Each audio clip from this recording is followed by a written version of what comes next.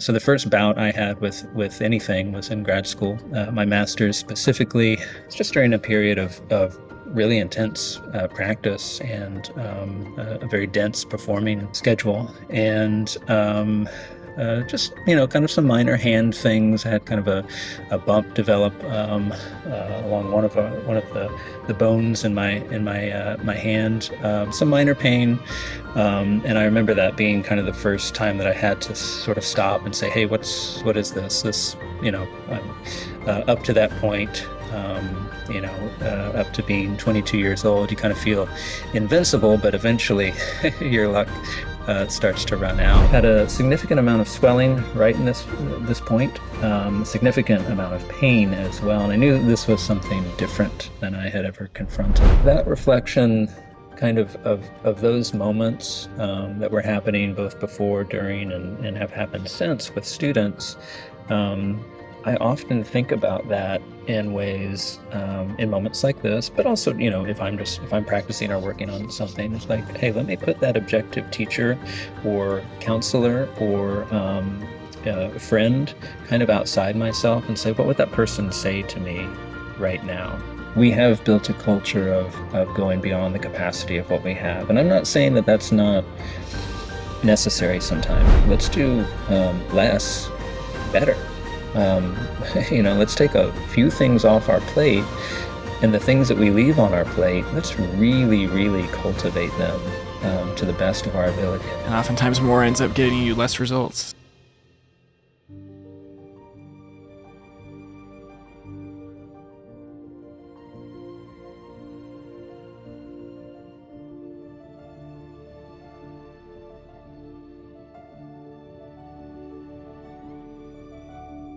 Hey, welcome back to the show, everybody. A couple months ago, I was talking to a buddy of mine who's a percussionist, and he was telling me that I needed to get this guy who runs this company called Liquidrum on the show because this gentleman had been through a couple of different injuries, and me being the host who just wants to get as many people of different backgrounds and instruments as possible, I got in contact with him as soon as I could.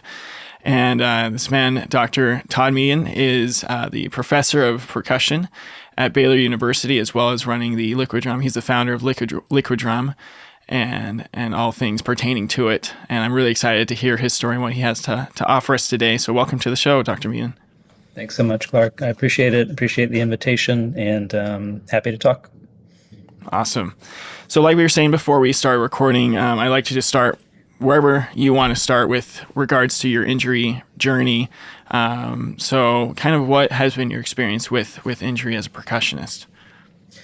Yeah, I think inevitably, if you do this for long enough, there's going to be probably a number of things that we'll all end up dealing with, and those for the most part, fortunately, aren't all of them catastrophic and career-ending and things that, thankfully, really stop us in our tracks completely. But even the kind of the little bumps and the little mounds of difficulties that we get into when we're confronting with injury and kind of injury seasons within our trajectory. I think they're worth always examining as closely as we can, and paying very, very careful attention to. But two, I think in moments like this, when we can kind of reflect back on some of them, there's also a good deal of learning that can happen within that as well. So, a few things that I've dealt with over the course of my time. We were talking before we hit record a little earlier, just a few minutes ago, and I mentioned two of them, but I'll actually bring in a third as well, because it was the first one that happened. As a percussionist, obviously, our injuries tend to be focused in our hands, wrists, forearms, things like that. depending on the kind of the period that we're in terms of intensity of work. And so the first bout I had with anything was in grad school. My master's specifically, which I did up in New Haven, Connecticut at the Yale School of Music. And it's just during a period of really intense practice and a very dense performing schedule. And just kind of some minor hand things. I had kind of a bump develop along one of the bones in my hand. Some minor pain, and I remember that being kind of the first time that I had to sort of stop and say, "Hey, what is this? This up to that point, up to being 22 years old, you kind of feel invincible, but eventually your luck starts to run out." And so that wasn't something that I sought medical attention for. Obviously, I shared it with my professor, and he wisely said, "Well, listen, we need to take a break and take some time off." Which, of course, I think is always rule number one when we have anything pop up on the radar, which I did, and gave it a little bit of rest, and saw that the pain kind of started to ease away over a bit of time, and then we moved on, and I didn't think about it again. A little bit later in my career, once I'd started teaching at Baylor, had my first run-in with tendonitis, again, during a very busy performing period of my life, and specifically kind of bumping from one thing to the next in terms of my performing. So I have a professional duo, and we were doing concerts and things throughout the country. And then I also played timpani in the Waco Symphony here locally. And so kind of this constant shifting back and forth, and to be honest, probably a multitude of practice sessions where I didn't adequately warm up or take care of myself in the best way. It's inevitably it catches up with you. Yeah. And when we're younger, and even at that point in my career, when I was kind of semi-young, I wasn't young, but I was semi-young. We have a Superman mentality of like, listen, I can do all of this. I'm in the prime of my playing career, and nothing is going to slow me down. So until it does. And similarly, first hint of that. Pain, pain while playing, pain after playing, and but also kind of a self-remedy approach of, okay, listen, I know, again, rest is in due order when it comes to this, and I saw a little bit of clearing ahead of me in my performing schedule, and thought, okay, once I get to this point, I need to just really take some time, which I did, and again, that resolved things. And then kind of the big one, which I wasn't able to just remedy with rest, was a wrist issue in my left wrist specifically. This bone, which at the time when I was going through it, I was very sure of the name. As I mentioned before we started recording, I think this is the ulna. But whichever bone this is, and sorry if you're a bone specialist, anyone out there listening, but this bone on my left forearm is a little bit longer, apparently, than it should be. And therefore sort of compacts things down here where it runs into the hand, right at the wrist level. So had a significant amount of swelling right in this point, a significant amount of pain as well. And I knew this was something different than I had ever confronted before. So this one, I sought immediate medical attention and had some things, x-rays, and went to a hand specialist. And really that was the diagnosis. He said, listen, you're just, this bone's a little bit longer than it should be. And so obviously it's not that my bone grew, it was probably always in that state, but some wear and tear over the years. And then finally that exacerbates the issue. So again, treatment for that, obviously rest, but also some steroid treatments and shots in my wrist in order to reduce that inflammation and kind of get me back on my feet.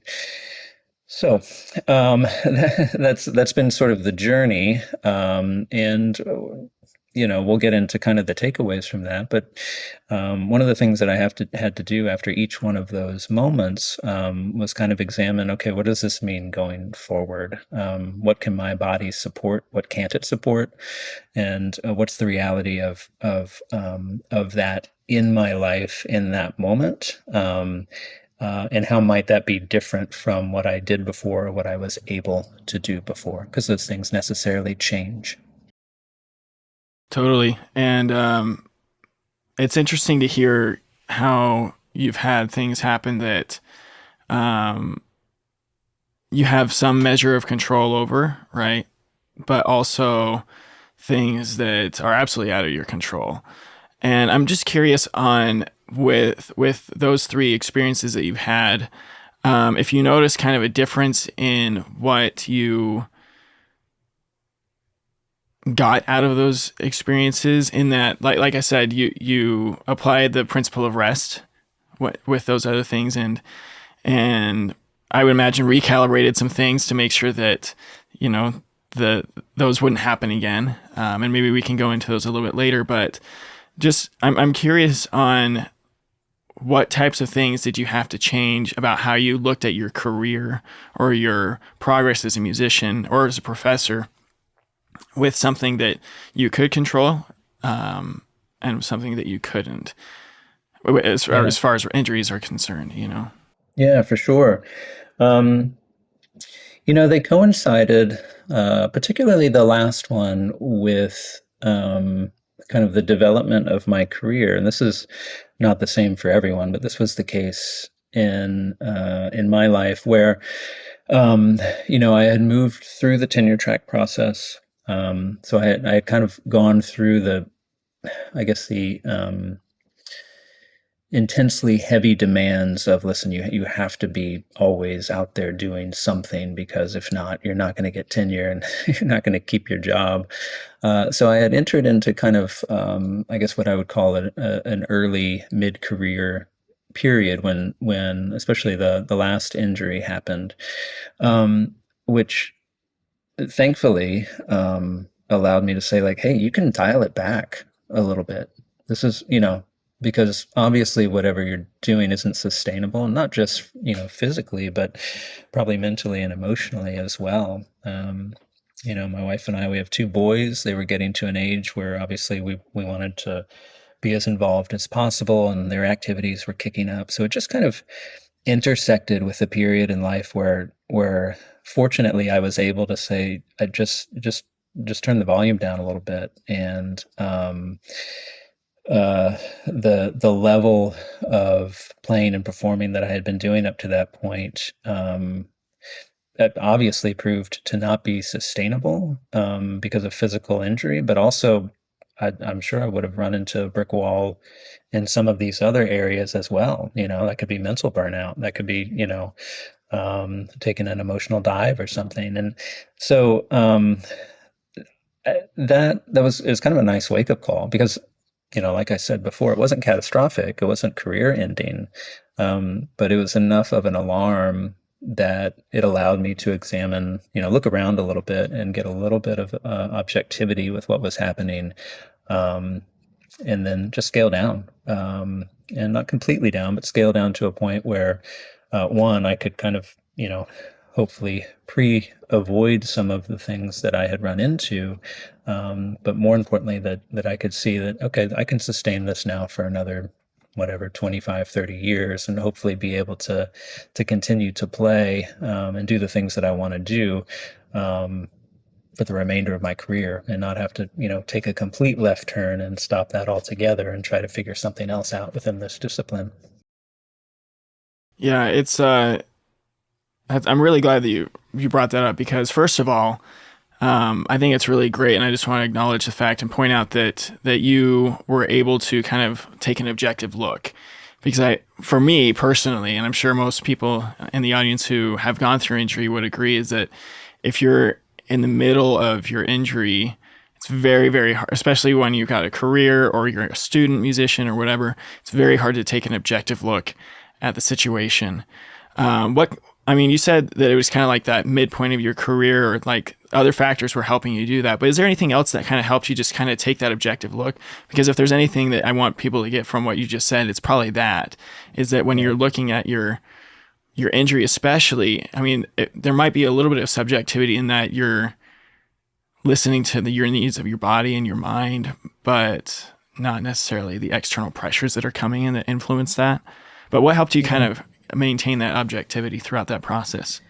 Yeah, I think one of the things that has been very helpful to me really throughout my career, not just with this, but certainly with this, is my day to day. The vast majority of what I do, even when I was in periods of high performance activity, still the bulk of what I do is I teach, and so. And in that capacity, certainly have had many over now 20 plus years, many run-ins with students who are going through similar things, or who are going through maybe their first episode or bout of an injury. And I think that for me helped embed that level of objectivity, because it's just to practice what you preach. How can I sit in a lesson with a student who's saying, listen, I'm feeling a little bit of arm pain or shoulder pain or something. And in that moment, I am the objective viewer, right? I am not that person. They're Good going point, through yeah. it. And so I can sit on the side and counsel and say, listen, hey, I understand what you're feeling, first of all. But whereas you might not be able to see outside of yourself and say, listen, postponing my recital is just what I need to do right now, because otherwise I might hurt myself really, really badly. I can say that because I can see that you're pushing really, really hard and you're on the edge of something right now. And I think we just need to take some time. So that reflection kind of those moments that were happening both before, during, and have happened since with students, I often think about that in ways, in moments like this, but also, if I'm practicing or working on something, it's like, hey, let me put that objective teacher or counselor or friend kind of outside myself and say, what would that person say to me right now? And am I teetering on the edge of something that I need to kind of back off from? Hey guys, hope you're enjoying the show. I just wanted to jump in here real quick and tell you about something that I'm really, really excited about. For a while now, I have wanted to create an even more effective resource than just the podcast that injured musicians can go to receive the support that they need. And recently I did just that. So write this down. Trust the Process Podcast Injured Musician Support Group. I know it's a long title. We're still working on that part. But this is a place where people can go now, injured musicians and even musicians who have gone through injury in the past, and people that help musicians go through injury, where they can go to receive the support that they need, whether that be ask questions, share their victories, share their frustrations, and overall just receive the community and the support that they need in a very proactive, intentional way. And so I just ask that you guys support these injured musicians by sharing this group with them, that they can receive the support that they need. Okay, enjoy the rest of the show. That's so good. It's one of the biggest lessons I've learned is to kind of approach my career, approach my injury, approach my whole life from an objective, almost curious standpoint, because that gives you the opportunity to explore and find ways to be fulfilled, while going through a difficult process like an injury, or even in the practice room, if I'm trying to work through a piece and it's not going well, then I can kind of zoom out and get that objective, curious mindset going and try to explore other ways. And the brain's so interesting in that, like I've even heard pedagogues describe it as like the 4-year-old in your brain that just needs to be shown how to do something in a bunch of different ways. That just applies so well to what you just said, because that allows us to find opportunities in the obstacles, right? So how, Yeah. Oh, go ahead. Yeah, no, I'll second that enormously, and that has proven itself to be truer and truer every single year that I've done this, and in my work with students, and in many ways, I find myself much more interested in that particular way of approaching, whether it's my teaching or whether it's my own practice, than in I don't know. Well, maybe the way I came up as just, hey, listen, get into the practice room for 4 hours and drill these excerpts, and come out panting and sweaty and like, but Yeah. man, hey, I did it, and yeah, and um, I don't know. Maybe that's a period that we all have to go through in order to come out, on the other side.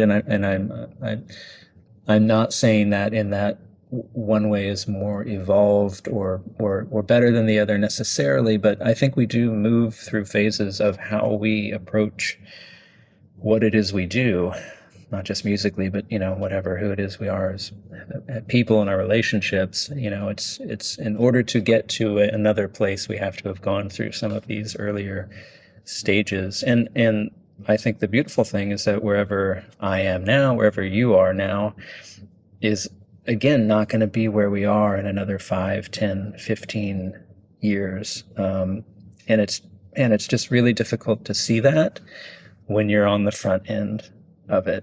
There's no way to prepare for it. You can talk to all of the old wise sages that you can, but it doesn't. It's like you don't understand it until you're in it, and Until you're experiencing it. Yeah. yeah, and which is fine. It's good. We do still need to talk to those people to say, hey, what's it like, where you are now, and we hear it, and maybe some of it resonates, but not all of it. But then when we do eventually find ourselves in that position, we say, okay, I remember, hearing about this from so and so and so and so, and this is what they were talking about. So yeah, and obviously that applies to a lot of different things, and Yeah. injury is certainly one of them. It's so true. And I wanted to ask you specifically about your teaching and how you've helped those students. I've had friends who have gone through tendonitis, wonderful percussionists who've gone through tendonitis, carpal tunnel, all these things. And I'm curious if, like, the way you helped your students before you started experiencing these injuries, and after, or during and after, how that's evolved and changed because of your experiences with injury, especially, like, let's say you have a student who had to postpone a recital. I mean, that's what I had to cancel a recital completely, so I've been through that. And how do you help them stay musically fulfilled, or how did you stay musically fulfilled through those times?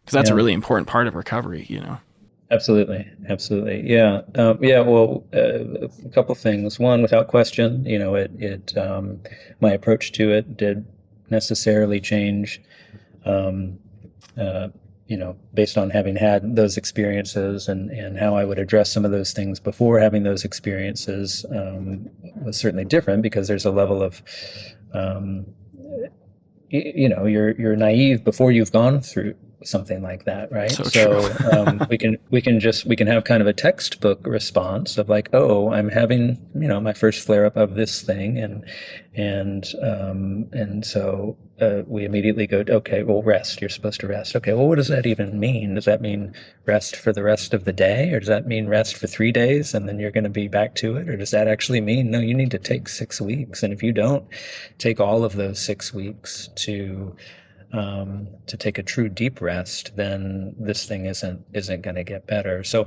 prior to having gone through that, I didn't know, I didn't even know what that meant. I knew to say it, hey, you need to rest, but I'm obviously still at this point no medical doctor. So ultimately, I would defer to medical expertise on what exactly that means. But I was able to eventually see from my own experiences that listen, a lot of this stuff takes a lot longer than you think. And even when you think you're maybe better, you may not be yet. And long term versus short term, and it's hard to see that when you're young. We have what we have right in front of us, and we think, gosh, if I miss this round of summer festival auditions, or if I don't audition for grad school this year, I'm never going to grad school. And I mean, sure, life does happen, but a lot of times in looking back, we can easily say, listen, if you didn't go to grad school in 23, 24, if you stay in this and treat yourself the way you need to treat yourself, then you can audition in 24, 25. And 20 years from now, there's going to be no difference in that. In fact, the only difference is that by waiting and resting, let's say if you're nursing something, you're probably going to have much better results than if you forced yourself through something that you weren't in the physical or mental space to do at that point. And then the other side of your question, which is, what do you do to stay musically satisfied in those moments? Well, I don't know. Probably that's a little different for everyone. I know for me, I've always loved taking breaks. I've always loved when when I don't have, a burning fire right in front of me, or if I don't have that piece that I'm trying to work up for, this next thing, I have no issue whatsoever not picking up sticks whatsoever, because I know for me that is nourishing. And it's the thing that gets me excited to pick them up again when the time comes.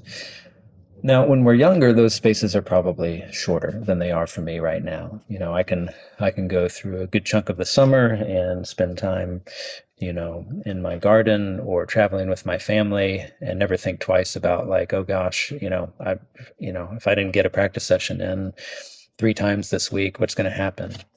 So I understand that's a bit of a luxury that when we're younger we maybe don't have, because there's more urgency to do when we're younger. So staying musically satisfied, I think, means a lot of different things. For some people like me, it might mean do nothing musically, because that kind of rebuilds the fire in the belly to get back in there. And I know time and time again that has happened with me. So I don't question, gosh, if I take a break, will I lose interest in this altogether? I know that that's not going to happen. But from what I've seen from other people, and really honestly from some of my own diversions in my career, this whole Liquidrum enterprise, I'm sure some of that has some performance and playing aspects to it, just to kind of help maintain my profile as someone who does that stuff. But most of it doesn't. Most of it is, now I'm doing a lot of publishing. I had kind of a whole slew of videos that I put out when I first started it, that, I mean, sure, I was playing in some of them, but a lot of them I wasn't doing any playing at all. It was more kind of commentary, dabbling in composing.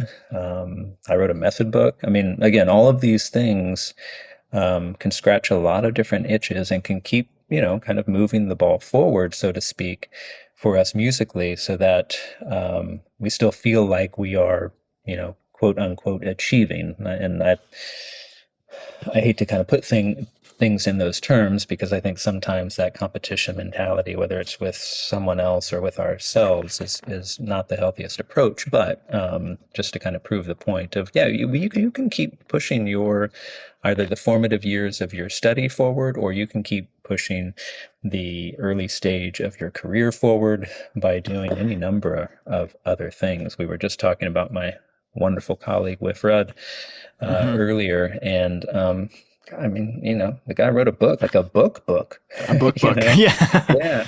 And so It's called Side by Side. Anybody who teaches private lessons needs to read it. There's no question. Yeah, just a fantastic read and resource from someone who has done this at the highest levels. But man, I can tell you for sure that I, that was as rewarding as anything that he's done professionally as a player. without question, right? So yeah, I think there's always that's the beauty, I think, of what we do as musicians. There is always something else that we can turn our attention to, even if it's just temporarily.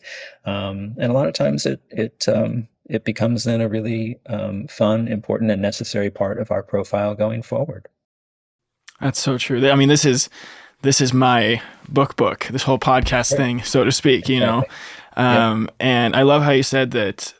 I don't think I've ever had anybody actually tell me that the rest that they take is what fuels them musically.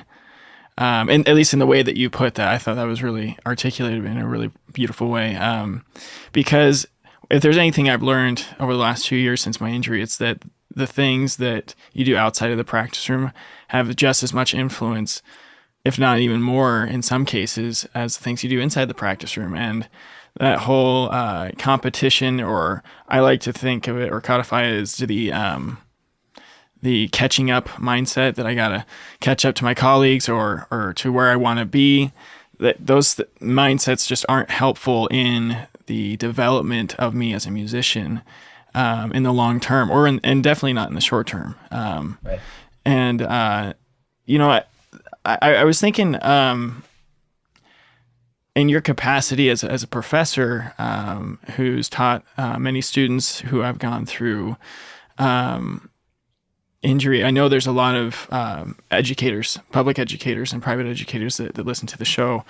What type of things should educators be watching out for to help their percussion students prevent injury? Like whether it's a band director in front of an orchestra or a jazz band director or wherever, what type of, I guess, visual things at least could they be watching out for to help their students stay healthy?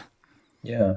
Well, you said a very, very important word, which I think is the key to all of this, which is prevent and preventability. I mean, the very best way we have to combat injury is, of course, not to have it and to do Right. whatever we can. Um, um, and as I was saying earlier, this messaging is tough with younger students, and I don't at all say that in a derogatory sort of way. I remember quite vividly my mindset when I was younger, and had anybody, you know, stood up in front of my drum line or my percussion ensemble and gave a spiel, about preventing energy or injury rather, and here are some ways to do it. I probably would have closed my ears. Like, why is this person talking about this? Like, we're all, I've been there before as a student. yeah, yeah, yeah. So I think it's, though I will say, I mean, I grew up in the 80s and 90s.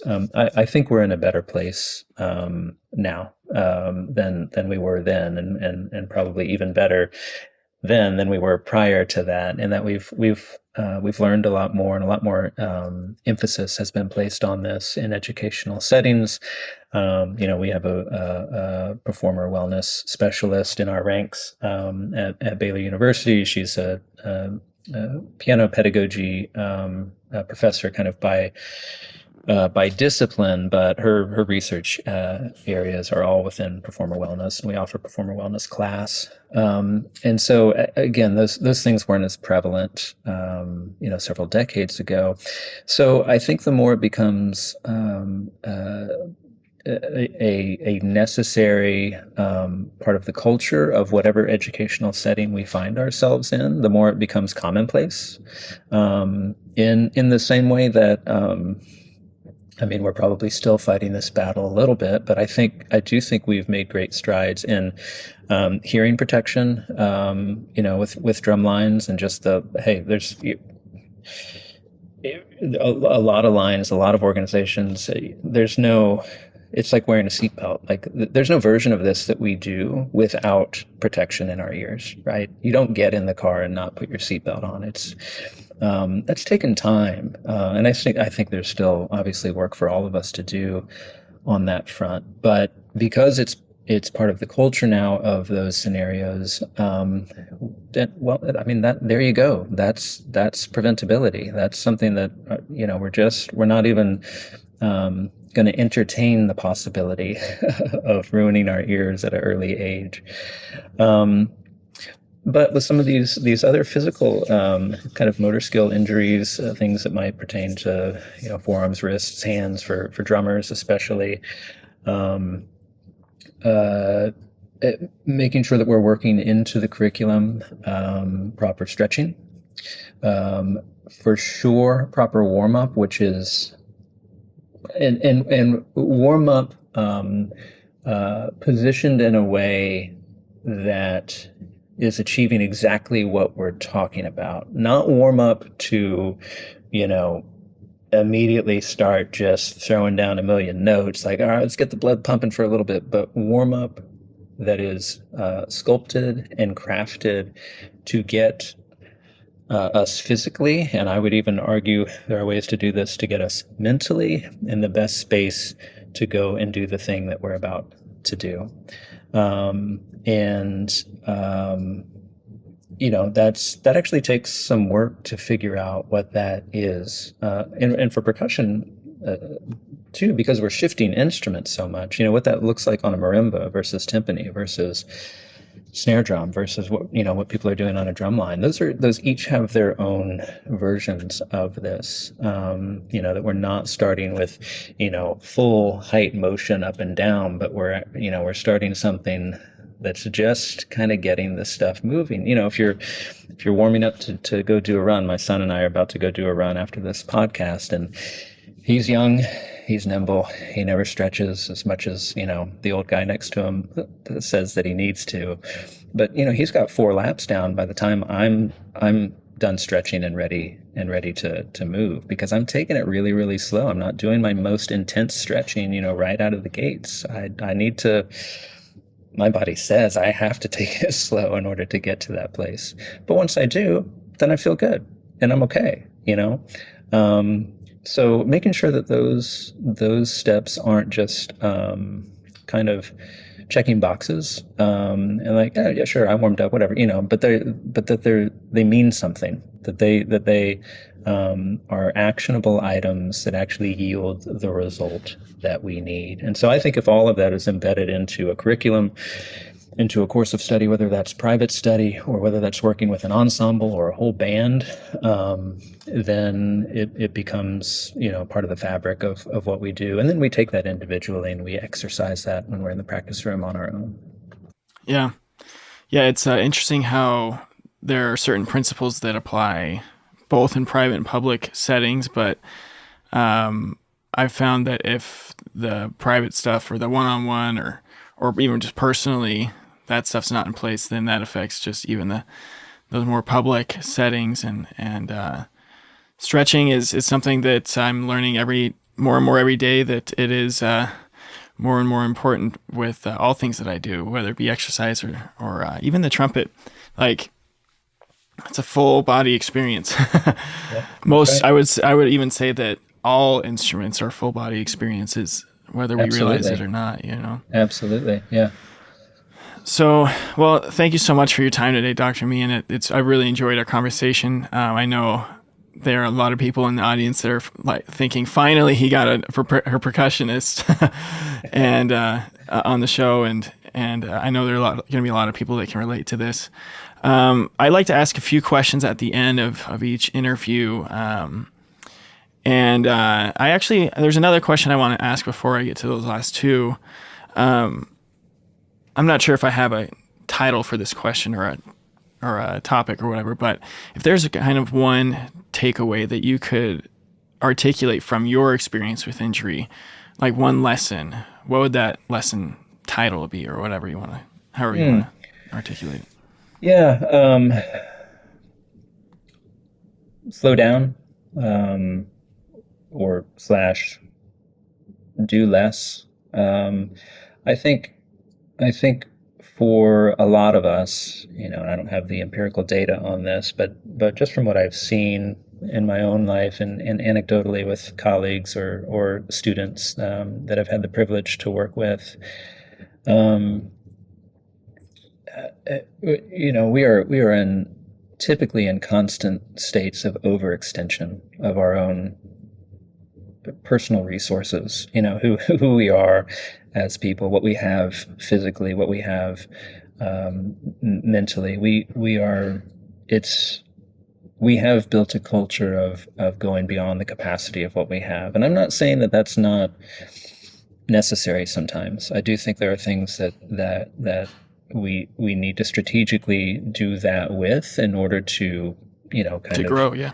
yeah. Totally. The Olympics are on right now, right? None of those athletes got to where they are by kind of staying, sub capacity in terms of their energy levels. There are times when you have to shoot beyond in order to stretch yourself, but doing that knowingly, um, and and yeah, just hyper strategically. And I think that then is incumbent upon those of us who have had these experiences, certainly those of us who are serving in teaching capacities, to just to know how, as I said earlier, to kind of turn the volume down and say, listen, let's do less better. Let's take a few things off our plate, and the things that we leave on our plate, let's really, really cultivate them to the best of our ability. For me, and what I've seen, that's always yielding better results. I would put that kind of overarching umbrella on all of this, is understanding that and being okay with that, just being a little bit smarter about how we go about doing that. Yeah, less is more sometimes, and oftentimes more ends up getting you less results. So That's right. The other question I wanted to ask is kind of tied to that, but one of the experiences I had early on in my injury was actually because of a podcast that I listened to, in which a trumpet professor had shared his experience with injury, and then I went and asked him what he could tell me. I had the opportunity to go ask him that. And so if somebody were to come up to you and say, I listened to you on Trust the Process with Clark and heard your experience with injury, I'm going through something myself, whether or not they're a percussionist or not, what would you share with them as a piece of advice? Yeah, I mean, I think one of the most important things when people go through that is that they understand how commonplace that is. That they understand that plenty of people before them have battled with similar things and have come out the other end just as strong, if not better, because they know more about how to go through something like that. I think for young people, especially, the first time we ram our head against something like that, it can be kind of scary, because you don't know. There's an unknown to it. And we don't know if this is it, if we need to kind of throw in the towel, do we battle through? It's just, you don't know. And so I think, especially for younger people, just communicating like, hey, this is not at all uncommon. I mean, obviously you have an entire podcast dedicated to it. And as I said earlier, the fact that, many of our learning institutions now have embedded this into their curriculum in some form or fashion. There are resources, there are ways to cope and to deal and to come out healthier and stronger. And I think if we kind of demystify the unknown aspects of it and say this is not a big scary thing necessarily. Yeah, we need to take it seriously, but there's a path forward here in your journey, and you can get through this. More than anything, I think they need to hear that, right? And then we get into kind of the diagnostics and what specifically we need to do in order to treat their particular thing. But knowing that they have a community within what they're going through, I think is very important. Absolutely. 100%. That's the whole reason why I do the show, is to create a community around it. Right, Absolutely. Right. The last question it's my favorite thing to ask on the show, is if you had the opportunity to go back to you at those times of your injury, and you had the opportunity to either take away your experience of injury or leave it there, what would you choose? I would leave it. Yeah, without question. I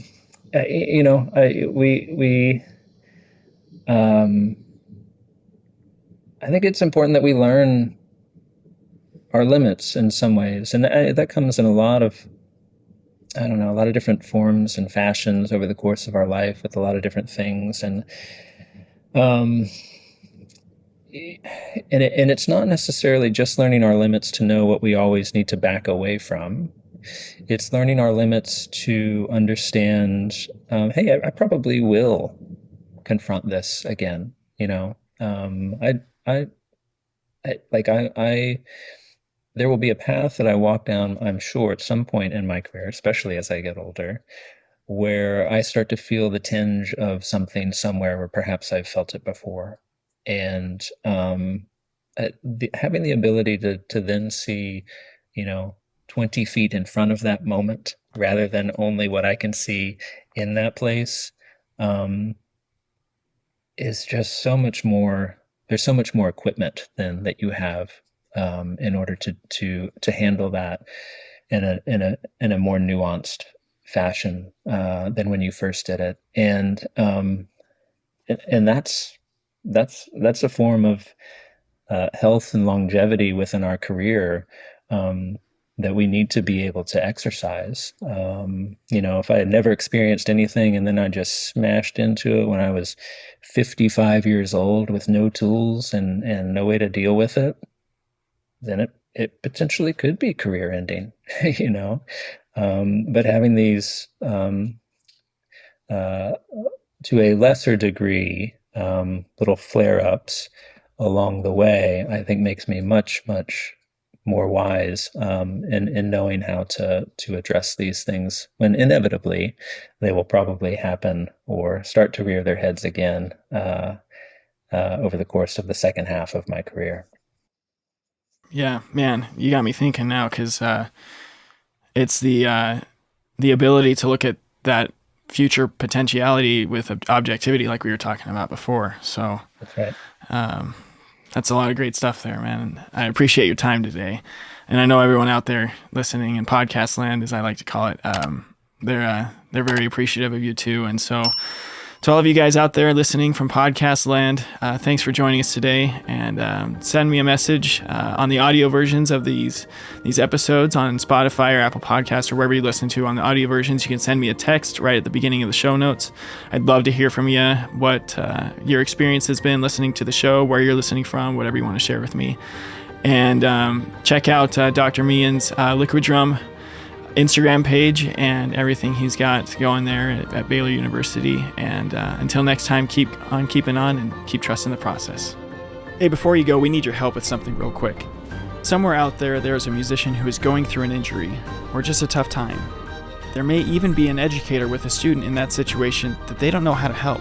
We need your help in getting this message to them. Would you do them the favor of sharing this episode on your socials and with your friends?